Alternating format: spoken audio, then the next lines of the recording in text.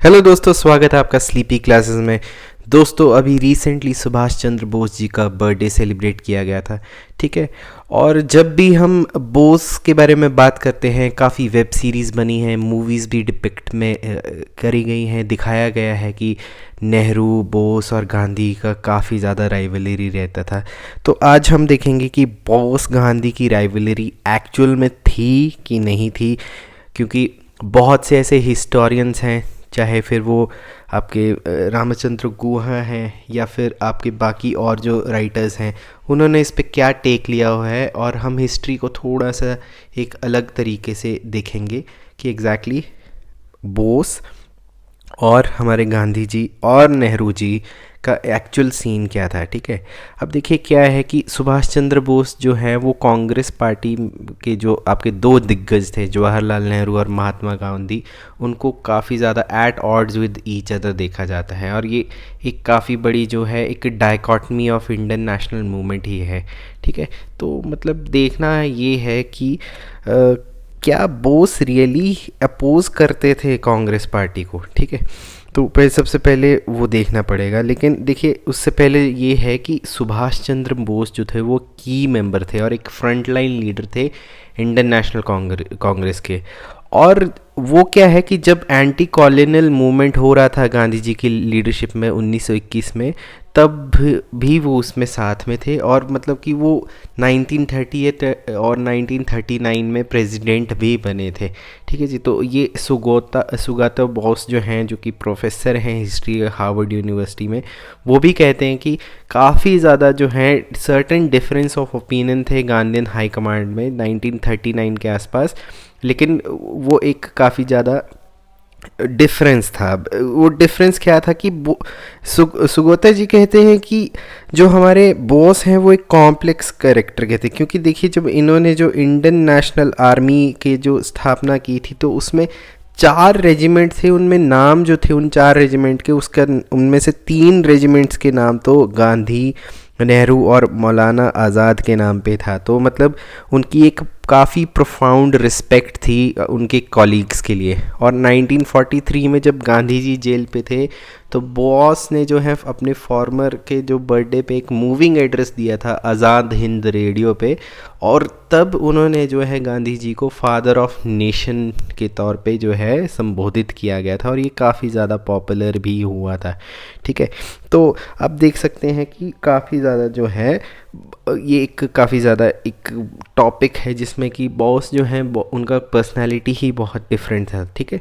तो अब देखते हैं कि इंडियन नेशनल कांग्रेस जब उन्होंने ज्वाइन किया था तो क्या किस तरीके से चीज़ें हुई थी। अब देखिए बोस ने जो है जुलाई 16 1921 में जो है वो बॉम्बे से लंदन आए। ठीक है, सॉरी, लंदन से बॉम्बे आए। और उन्होंने मतलब उनके फादर साहब कहते थे कि आप इंडियन सिविल सर्विसेज की तैयारी करो।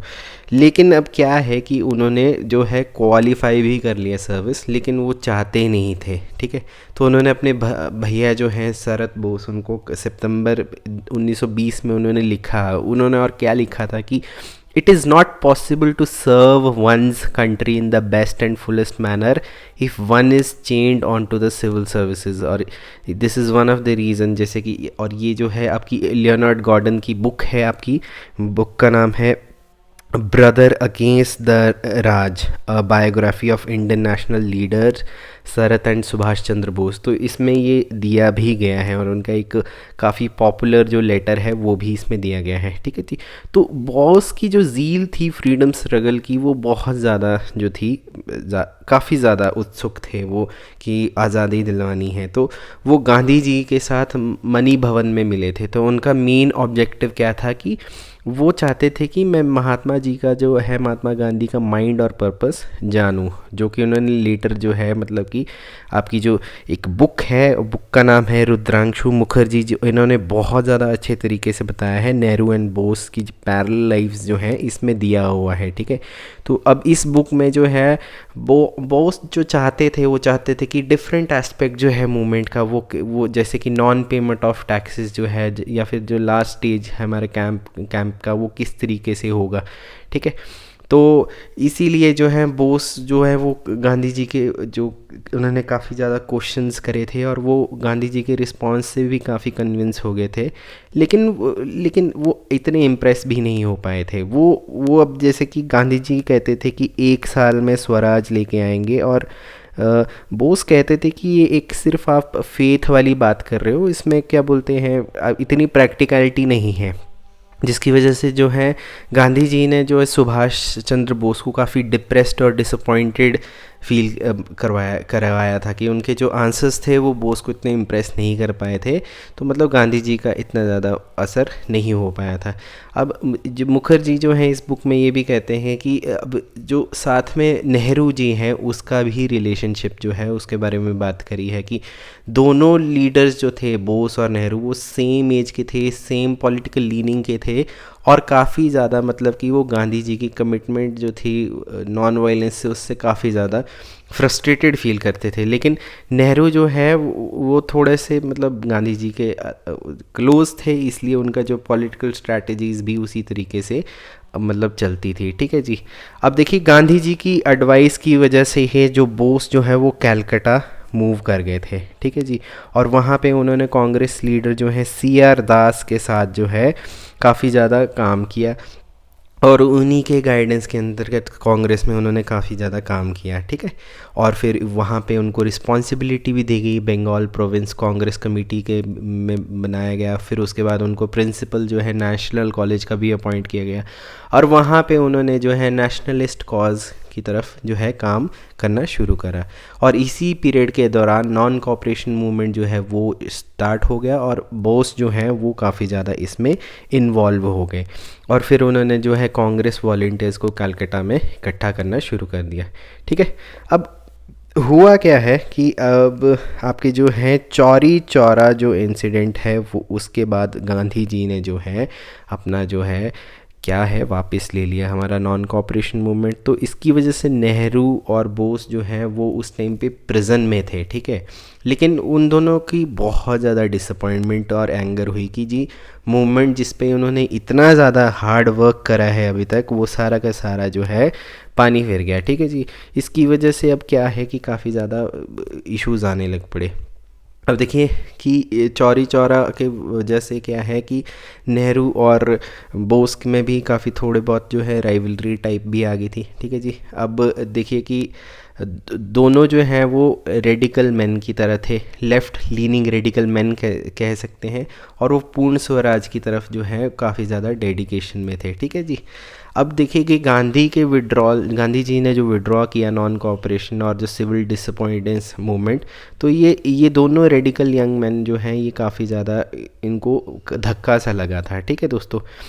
ठीक है दोस्तों। तो अब देखिए ये पॉलिटिकल राइवलरी जो है बोस और नेहरू की जो है ये 1930 से ही स्टार्ट हो गई थी, जब गांधी जी का जो है एटीट्यूड थोड़ा सा मतलब कि डिफरेंट था। जैसे कि गांधी जी का जो आपके फैसिज्म और सेकेंड वर्ल्ड वॉर की तरफ जो है बहुत ज़्यादा जो है इश्यूज़ डिफ़र करते थे, उनकी जो सोच थी वो बहुत डिफरेंट थी, और वही सोच जो है नेहरू और बोस की भी डिफरेंट थी। तो यहाँ से 1930 से हम देख सकते हैं कि इन दोनों का जो है काफ़ी ज़्यादा जो मानसिक कह सकते हैं एक दूसरे से काफ़ी ज़्यादा ये मतलब कह सकते हैं कि इनकी बेसिकली बन नहीं रही थी। ठीक है। यहाँ से वो स्टार्ट हो गया था। ठीक है।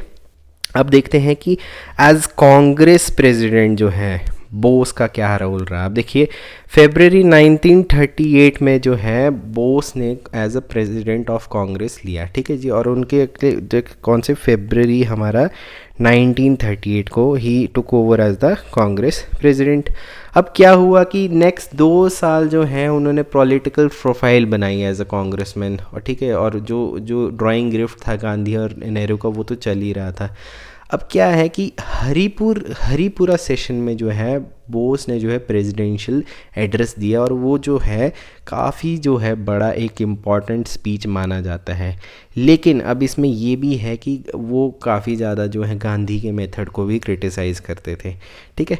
अब देखिए अब सबसे पहली जो है as a president of Congress उनकी फर्स्ट डिसएग्रीमेंट कब हुई, जब दिसंबर 1938 में, ठीक है।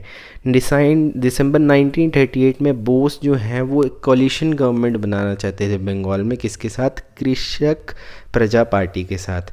तो अब गांधी जी ने एक लेटर लिखा बोस को और उसमें स्टर्नली डिक्टेट किया कि इन चीज़ों से दूर रहो। कांग्रेस जो है बंगाल मिनिस्ट्री में, मतलब ये एक बहुत बड़ा शॉक गया था, मतलब कि वो एक कांग्रेस प्रेसिडेंट होने के बावजूद गांधी जी ने जो है काफ़ी ज़्यादा उन्हें बोला था। अब देखिए ये सीड्स ऑफ डिस्कॉर्ड जो थे गांधी जी के, वो इस डिसएग्रीमेंट के बाद जो है काफ़ी ज़्यादा हो गए। और मतलब अब क्या हुआ कि बोस ने ये क्लियर कर दिया था कि उनका डिसीज़न जो है वो अभी नहीं इतना चेंज होगा, ठीक है। अब इसके बाद क्या है कि अब इशू क्या होने लगा कि बोस जो हैं वो री इलेक्शन के लिए फिर से खड़े हो गए। किसके लिए? कांग्रेस प्रेसिडेंट के लिए। अब उसमें ही इशू क्या हुआ कि जो गांधी जी हैं ही वॉज़ नॉट इंटरेस्टेड, वो नहीं चाहते थे कि ये फिर से जो है अपने कांग्रेस के प्रेसिडेंट बने। लेकिन अब देखिए कि हम आपके जो लिटरेरी जाइंट जो है रविंद्रनाथ टैगोर, उन्होंने भी गांधी जी को जो है एक लेटर लिख के बोला था कि ये जो है काफ़ी अच्छे हैं और इनको एक और मतलब कि चांस देना चाहिए, ठीक है जी। लेकिन Gandhi ji was not in the favour of it. बहरहाल हुआ ऐसा कि आपके जो हैं फिर से री इलेक्शन हुए और री इलेक्शन में 1580 जो AICC के मेंबर्स हैं, ठीक है जी, उन्होंने जो है वोट दिया किसको? बोस को। और आपके 200 जो वोट्स हैं वो सिर्फ आपको जो है पटाभी सीतारमैया जी को मिले थे। तो अब फिर से क्या है कि हमारे बोस साहब जो हैं वो ही वॉज री इलेक्टेड। अब प्रॉब्लम क्या हुई कि जब ये री इलेक्शन हो रहा था तो गांधी जी बरदौली में थे और उन्होंने बॉस की री इलेक्शन के बारे में सुना, तो उन्होंने उस पर एक स्टेटमेंट लिख दी। उन्होंने लिखा कि I must confess that from very beginning I was decidedly against his re election for reasons which I need not to go. I do not subscribe to the facts or arguments in his manifesto. I think that his reference to his colleagues are unjustified and unworthy. Nevertheless, I'm glad for his victory. मतलब कि उन्होंने बोल दिया कि मुझे तो लगा ही नहीं था कि तू, मतलब कि ये मैं इसकी री इलेक्शन के लिए तो मतलब I was not into it, ठीक है। और इसकी वजह से क्या है कि मतलब कि बोस को काफ़ी ज़्यादा एग्रीव्ड हुआ, ठीक है जी। उनको लगा कि गांधी जी इसको एक पर्सनल डिफीट की तरह देख रहे हैं, ठीक है।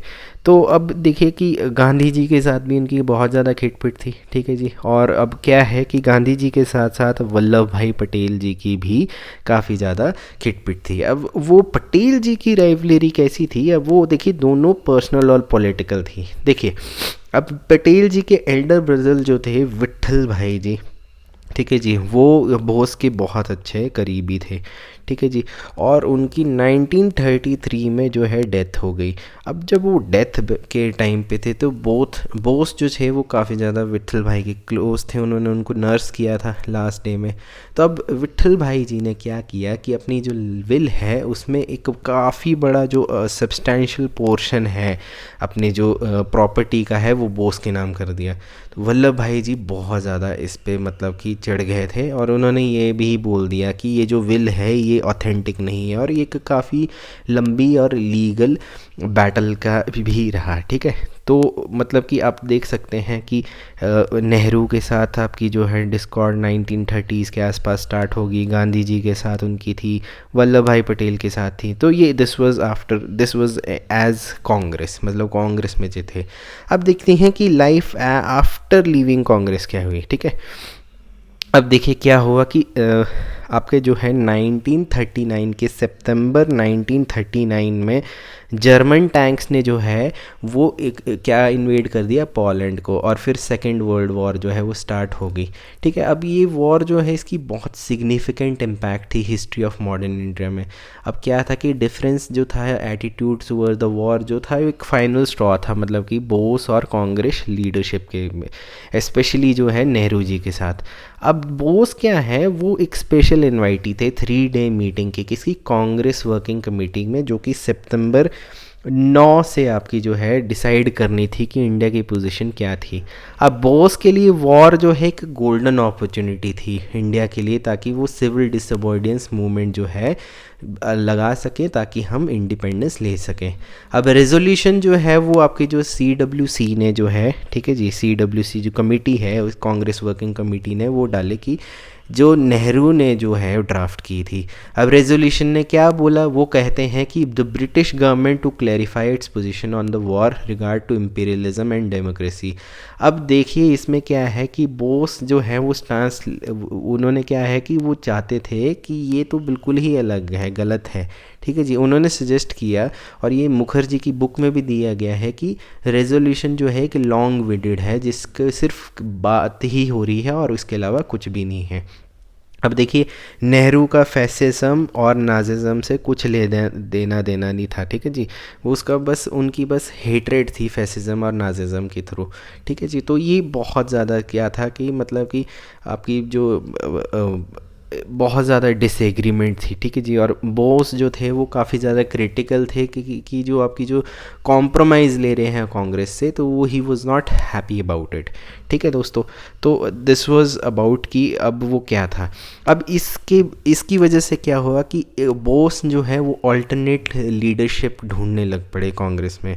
और मार्च 1940 में, ठीक है, मार्च 1940 में उन्होंने all India anti compromise conference जो है रामगढ़ में, वो उन्होंने लॉन्च कर दी, ठीक है जी। और उन्होंने स्पीच भी दी उसमें, ठीक है। और उन्होंने क्या है कि उन्होंने फिर उसमें क्या बोलते हैं लेनिन और मुसलिनी जैसे लीडर्स के बारे में बात करी, ठीक है। फिर उन्होंने जो है जो स्पीच है इंकलाब जिंदाबाद का नारा भी वहाँ पे दिया। तो अब देखिए कि ये काफ़ी ज़्यादा चीज़ें हो गई। और फिर उनका क्या है कि ब्रिटिश गवर्नमेंट काफ़ी ज़्यादा इरिटेट हो गई थी। फिर बॉस का अरेस्ट हुआ, फिर वो सब्सिक्वेंटली रिलीज़ के बाद वो एस्केप कर गए जर्मनी व अफ़गानिस्तान और सोवियत यूनियन, ठीक है। तो अब देखिए कि अब ये काफ़ी ज़्यादा डिफरेंस होने के बावजूद क्या है, हम देख सकते हैं कि ये कहाँ से कहाँ चले थे। मतलब कि आप देख सकते हैं गांधी के साथ क्या उनके इश्यूज थे, नेहरू के साथ क्या थे, वल्लभ भाई पटेल के साथ क्या इश्यूज थे, ठीक है। तो अगर हमें एक देखना हो कि मतलब कि इफ़ वी हैव टू सी कि बोस जो हैं वो किस टाइप के आदमी थे। Yes, he had lot of aspirations कि भारत को आज़ादी दिलाने की बहुत एस्पिरेशंस थे, लेकिन कांग्रेस के बीच में ही जो दिग्गज हैं उनके साथ उनकी इतनी ज़्यादा नहीं बनती थी, क्योंकि वैचारिक मतभेद काफ़ी ज़्यादा थे, ठीक है जी। अब देखिए कि अब बोस और नेहरू के बारे में भी थोड़ा सा हम जान लेते हैं कि ये ऐसा नहीं है कि वो उन दोनों की बहुत ही ज़्यादा है मतलब कि खिटपिट रहती थी। देखिए अब देखिए कि कांग्रेस लीडरशिप की भी काफ़ी ज़्यादा जो अफेक्शन जो है और जो आपकी रेवरेंस है बोस के लिए काफ़ी ज़्यादा थी, ठीक है जी।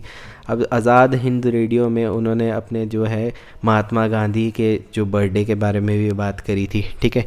और उन्होंने क्या ऐसा है कि आपके जब ये भी है कि जब सेकेंड वर्ल्ड वॉर चल रहा था तो नेहरू ने जो है अपने बैरिस्टर गाउन पहन लिए थे और वो डिफेंस टीम में थे, इंडियन नेशनल आर्मी के जो आपके जो प्रिजनर थे उस टाइम पे, ठीक है जी, उनके जो हैं डिफेंस टीम में थे। मतलब नेहरू जो हैं ही वॉज और he had a lot of admiration for Bose as well, ठीक है जी। और ये भी है कि काफ़ी जो सेवरल स्पीचेज़ हैं नेहरू की जो कि बोस की डेथ के बाद, तो उन्होंने नेताजी को बहुत ही अफेक्शनेट वे में भी करा है। और जैसे कि अगर एक जनवरी 1946 की बात ली जाए, ठीक है जी, तो उसमें क्या है कि बोस के बर्थ एनिवर्सरी पे जो है वो नेहरू जी कह रहे थे कि सुभाष बोस और मैं जो थे वो कोवर्कर्स थे और हमने फ्रीडम स्ट्रगल के 25 साल इकट्ठे लगाए हैं और हमारा जो रिलेशन है वो बहुत ही ज़्यादा अफेक्शनेट है, ठीक है।